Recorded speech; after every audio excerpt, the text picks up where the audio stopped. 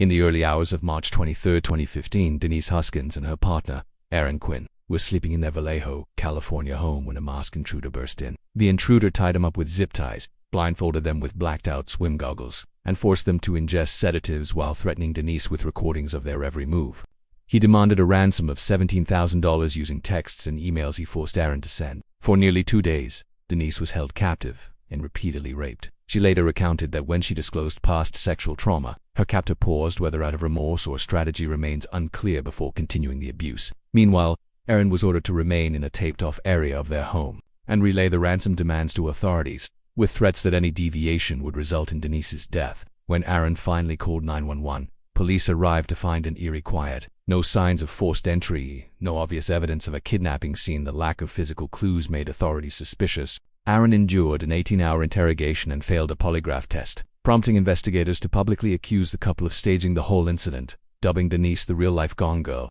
Then something changed. A detective in Alameda County noticed similarities between this case and unsolved home invasions in neighboring cities. A strand of Denise's hair was found on goggles at a third crime scene. Those goggles had been discarded by Matthew Muller, a former Harvard-educated immigration lawyer suffering from bipolar disorder with psychotic features. Muller was arrested in June 2015 after investigators connected the dots beyond Vallejo. Matthew Muller confessed to the Vallejo kidnapping and additional home break-ins. In 2018, he pleaded guilty to federal kidnapping charges and was sentenced to 40 years in prison. His conviction stemmed from his mental health-driven belief that he was part of a noble, conspiratorial group targeting elite victims to ransom and help the poor. For their ordeal, Denise and Aaron sued the Vallejo Police Department for defamation, false arrest, and emotional distress. In 2018, they settled for $2.5 million. The ordeal remained deeply traumatic, including public doubt, law enforcement accusations, and flashbacks that continued years later. Denise has expressed that being blamed for her own abduction inflicted wounds harder to heal than the attack.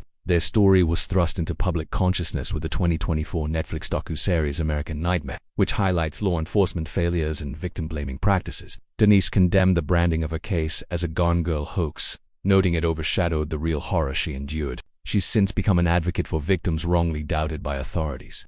This case lays bare how profoundly trauma can be compounded by disbelief, how a victim's truth can be dismissed, and how systems meant to protect can sometimes Denise and Aaron's resilience and advocacy now serve as a powerful reminder. Victims deserve belief, not suspicion.